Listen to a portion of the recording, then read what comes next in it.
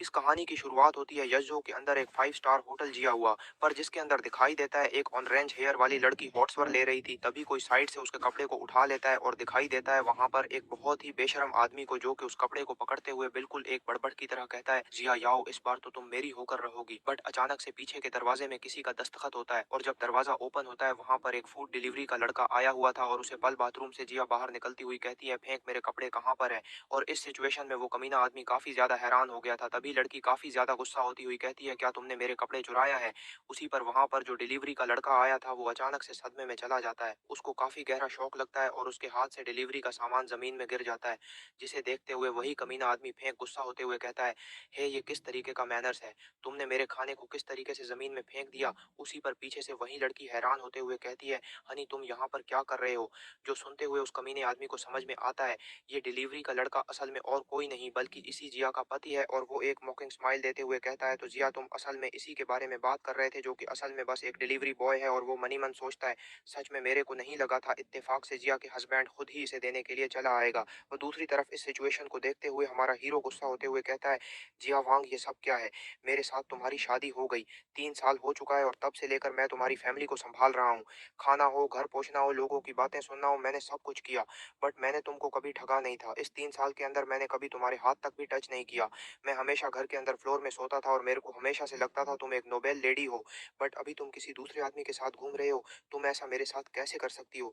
भाई वो लड़की इस सिचुएशन में फंसकर काफी ज्यादा स्टंट रह जाती है। फिर एक मॉकिंग स्माइल देती हुई कहती है, क्यों नहीं, तुम बस एक डिलीवरी बॉय हो, बिल्कुल यूजलेस, और इससे मिलो ये है फेंक जाओ, जो कि फेंक फैमिली का यंग मास्टर है और इनके फैमिली के एसेट 10 बिलियन से भी ज्यादा है। और अभी के वक्त वो एक इन्वेस्टमेंट कंपनी का सीईओ है, जो कि हमारे फैमिली के कंपनी में इन्वेस्ट करने वाले हैं। बस हंसी इसी तरीके के आदमी मुझे टच कर सकता है ना, कि तुम मुसेफल फेंक जिया को और भी कस के पकड़ते हुए कहता है, क्योंकि तुम जिया के हस्बैंड हो तो फिर मैं तुम्हारे फूड डिलीवरी को लेकर कोई कंप्लेंट नहीं करूंगा और बस ऐसा सोचूंगा कि मैंने खाने को किसी डॉग को दे दिया है। बट अगर तुम मेरे से फुल रीडिंग्स चाहते हो तो फिर अभी इस जगह पर घुटनों के बल बैठकर इस खाने को अपने मुंह से खाओ, तभी जाकर तुम्हें वो मिल सकता है।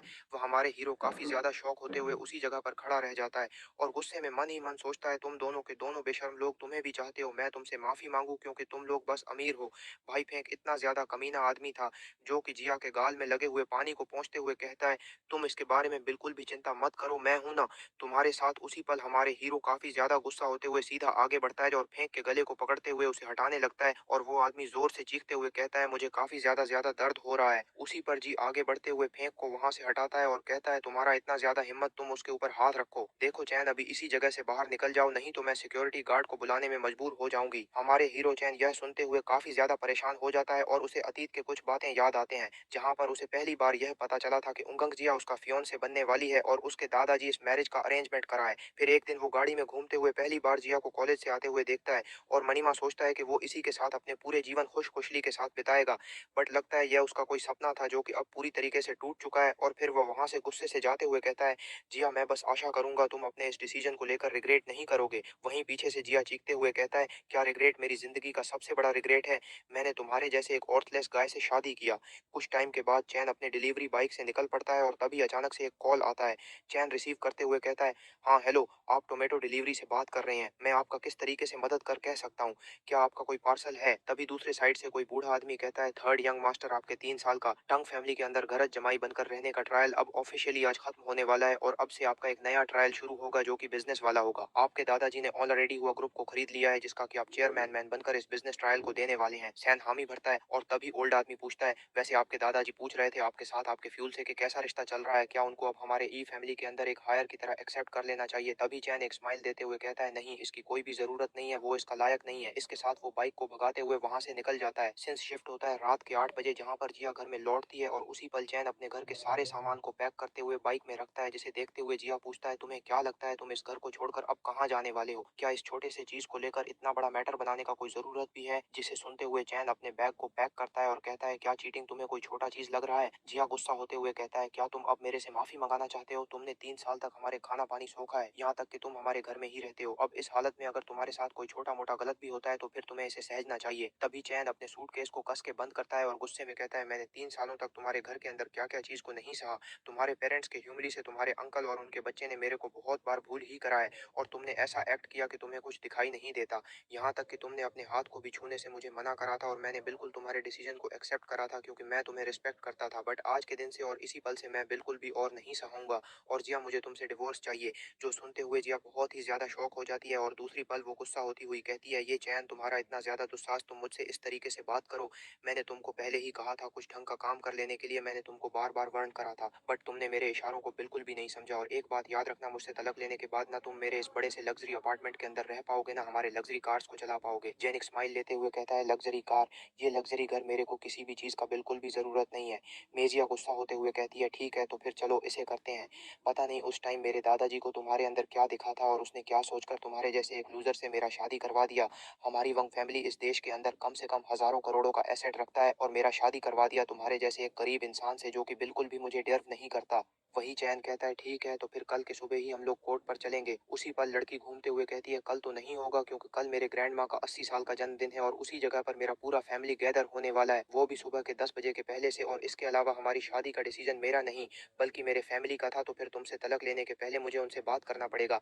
मेचन कहता है, ठीक है तो फिर अपनी फैमिली को अच्छी तरीके से समझा देना और मैं तुम्हारे कॉल का इंतजार करूंगा।